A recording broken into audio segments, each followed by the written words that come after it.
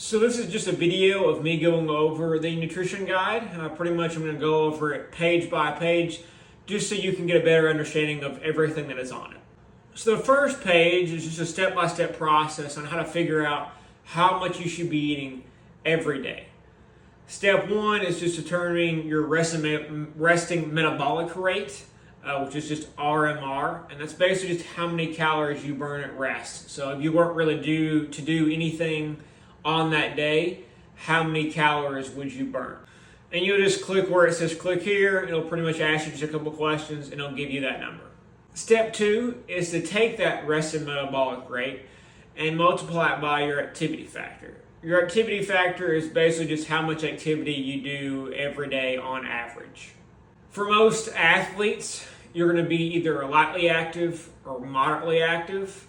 The very active and extra active, it really tends to be people who are long distance runners or do cross country.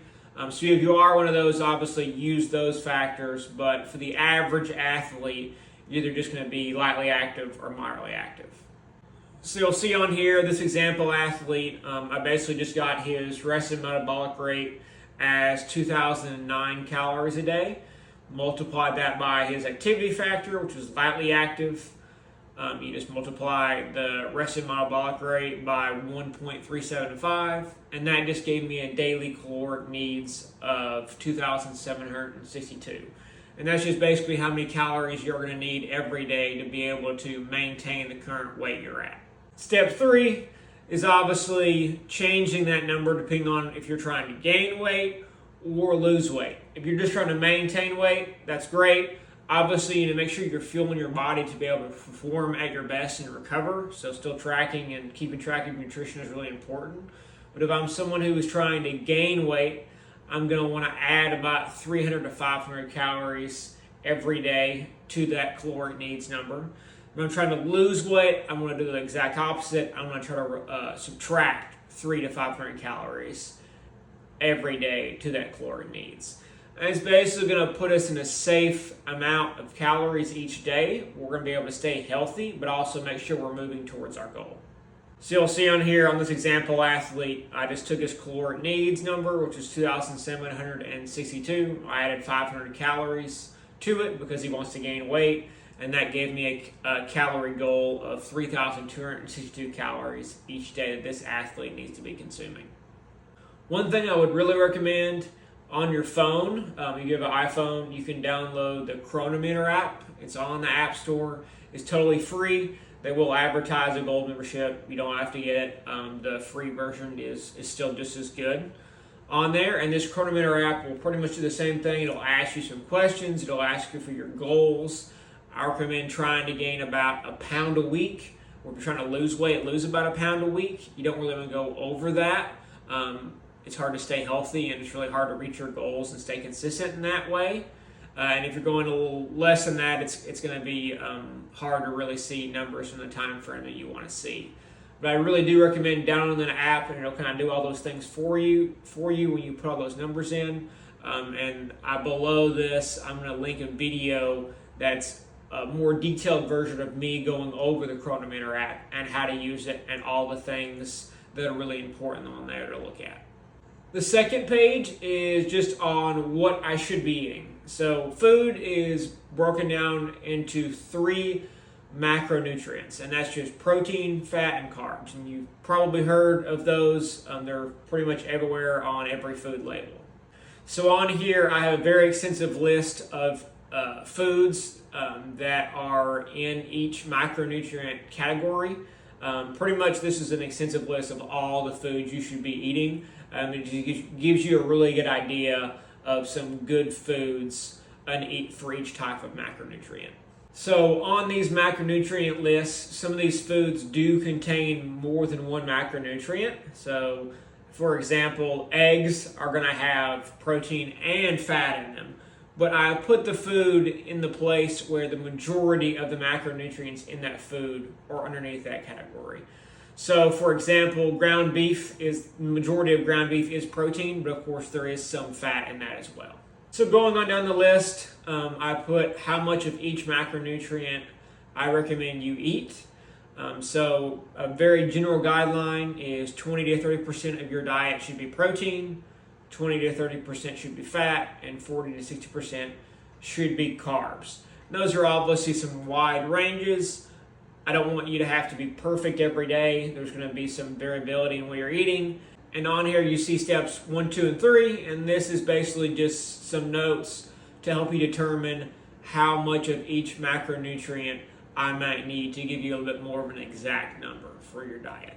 Also on there, as you keep going, those are macronutrient example. I just took that first athlete whose caloric goal was 3,262 calories, and I just broke down each macronutrient for his diet.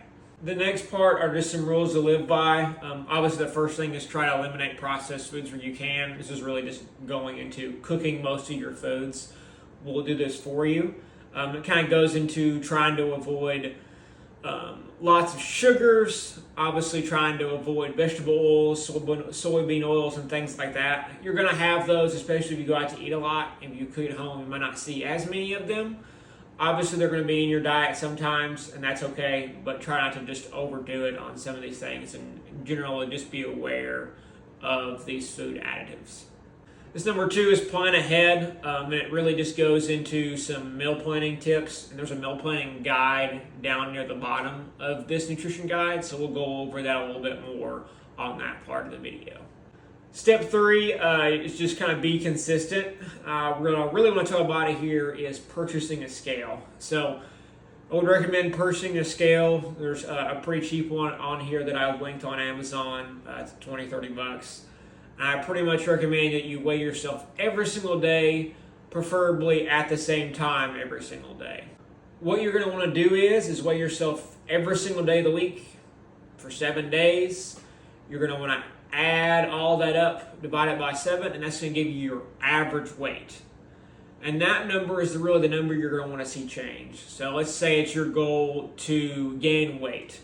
So we would hope that 3 months from the time that when we first figure out our average weight from that scale, that new average weight 3 months later, it's hopefully about 10-12 pounds heavier if that's your goal. And the same kind of thing if I'm trying to lose weight. Your weight is going to fluctuate every day, especially different times a day, depending on what you're eating, what you're doing as far as activity-wise goes. So you don't really want to look at it day to day. You almost want to look at it week to week and even month to month to really see if you're making changes. The next part is the importance of micronutrients, and that's basically just vitamins and minerals. On here, I put some foods that you're really going to want to consider adding in your diet to get some very important vitamins and minerals. Things like magnesium and potassium are really important for hydration for athletes in recovery. And also things like all the vitamins, so vitamins A, C, D, and E, and what foods include those. And just some other really important micronutrients like omega-3s. These are foods that you're really going to want to try to add to your diet to make sure you're getting these macronutrients. The next section is what should I be drinking? Obviously, the majority of athletes do drink things like Powerade and Gatorade. A lot of these items have a ton of sugar in them, which I kind of recommend you try to stay away from. So another thing is a lot of those 0-calorie versions of those drinks for Powerade and Gatorade and other things still have artificial sweeteners in them. And while those can be a little bit better, there's still just better options. What I recommend obviously first is water, but also what you can do is take some types of fruit juices like tart cherry juice or orange juice or really any kind of type of juice and just add some salt to it to help get you those electrolytes. I've linked on here some pink potassium cave salt that you can add to that drink. You don't have to add a lot, just a little bit, and you really won't even notice it's in there, and it's a much healthier way to get your electrolytes than some of those other options. Then the next part is the example meal plans. I put 3 example meal plans on here, and there are really 3 different types of athlete on here too. So whatever range you're from, there should be an example meal plan on here for you. This first one is just an athlete whose current weight is 150. He wants to get to 180, so he wants to gain about 30 pounds. And his time to reach that goal is probably going to be about 6 to 9 months if he wants to be realistic with his time.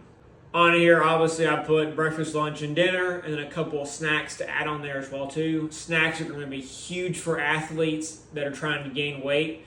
Adding those extra calories in every day is going to be a really good and consistent way to help you reach your goal. On here too, I've even added some links, so where it's underlined, you can click on that, and that'll give you a link to some good foods that I would really recommend. On here too, in this little box down here, there is some good calorically dense foods. So obviously, trying to eat things like rice and chicken if I'm trying to gain weight is going to be really hard. Those things aren't very caloric dense, so I'm going to have to eat a ton of them to actually reach my goals. Here are some foods on here that have a lot of calories in them for a little bit of food, so it makes it a little bit easier to pack in those calories every day. On here, the next athlete is example 2. This athlete's a little younger. Same thing, he's trying to gain 40 pounds.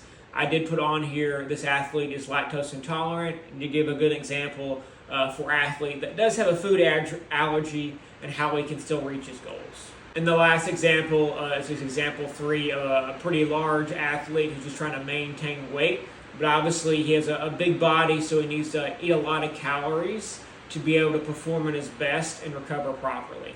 The next part is this meal planner. So planning out as many meals as you possibly can is going to really be the key to helping you see some good results with your nutrition.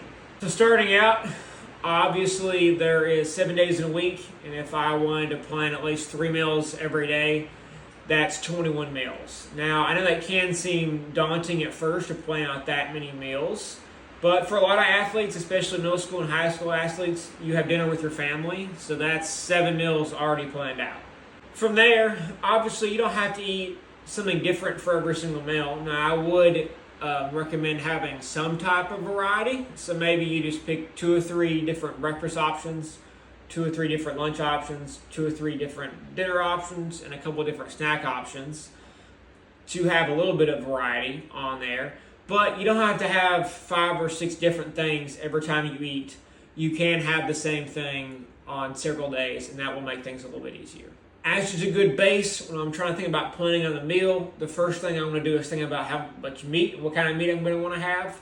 So I would recommend 4 to 8 ounces of meat with every meal, and also 4 to 8 ounces or half a cup of carbs with every meal. And that's just a good base. And from there, you can add things like vegetables, fruit, and dairy products to that meal as well, and then just anything else you really want to add. On here, you'll see this meal planner. I basically put on here meals for every single day of the week. You have 3 meals and 1 snack every day for this meal planner. You can have 2 or 3 snacks. It kind of depends on what your goals. And obviously, there's a blank one down here for you to fill out as well. The next part on here is the grocery list. So once you've planned out all your meals, obviously you're going to have to go and get all that food. So on a grocery list, I recommend kind of breaking it down into several different categories. You'll see on here I have protein, carbs, and dairy, which are kind of like your 3 macronutrients. I have fruit and vegetables, and then of course condiments and snacks. So one thing you're really going to want to do is figure out how much of each food I need to get at the grocery store. So this is where the meal planner really comes in handy. For example, for proteins for sausage, I put that I need a pound to 1.5 pounds of sausage from the grocery store. How to determine that is on my meal planner. I'm having sausage with 1 meal. I'm having it on Monday, Wednesday, Friday, and Sunday for breakfast. Each of those meals, I'm having 4 to 6 ounces of sausage. So if I add all that up, you'll see on here, I'm having it for 4 meals, like I just said. If I add 4 to 6 ounces each day and multiply that by the 4 meals, that's going to be 1 pound to 1.5 pounds of sausage that I'm going to need for the whole week. And I did that with everything else on here as well, and that just really makes it easy so I don't have to go back to the grocery store, and I know exactly how much food I need to get. And everything else on here is basically just all the food that I need to have to be able to make the rest of the meals from the meal planner for the whole week. And the last part is once you've gone to the grocery store, obviously you need to cook all that food. So this is just meal prepping tips. The first thing I recommend is buying a food scale. There's a link to one on Amazon on here. It's $15, super cheap. This is going to really be important for weighing out your protein and carbs for each meal. So the second thing on here is I recommend getting some glass containers. Obviously plastic ones will do, but if you're having to use a microwave to heat your food up like a lot of people do, glass ones are going to do a lot better. And there's a link on here as well too. They're well worth the investment. The third tip is pick 2 days to meal prep on. So obviously if I were to meal prep on, let's say Sunday, having 7 days worth of food in a container, it's probably not going to go too well. Some of that food is going to go too bad. It's definitely not going to taste very good by the time you get all the way to the end of the week. So what I recommend is you could meal prep on a Sunday. Let's say you went to the grocery store on that Sunday. Obviously, after you went, you can take some of that food, meal prep for the next 4 days. You'll meal prep for Monday, Tuesday, Wednesday, and Thursday.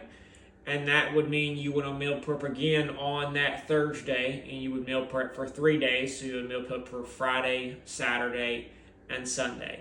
And that should help keep a lot of the foods a lot fresher, and it's also safer as well too.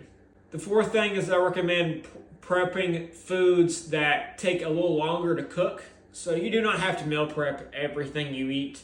A lot of things like eggs and vegetables and things like that cook pretty fast. And they also don't really last too long and don't taste too good after you cook them and put them in the fridge. So those things you can kind of just cook on the spot whenever you're eating the meal. They don't take more than 5-10 minutes. Or you could even cook it in the morning before you leave, and that's also an option. But things like meat, pasta, rice, potatoes, those things tend to last pretty good for several days. Like I said, meal prepping, for 3 or 4 days for the food. But they do take a little longer, so cooking those things ahead of time is a lot smarter and should save you some time as well. And that's pretty much it. If you have any other nutrition questions, feel free to reach out. I'm here to help, as always.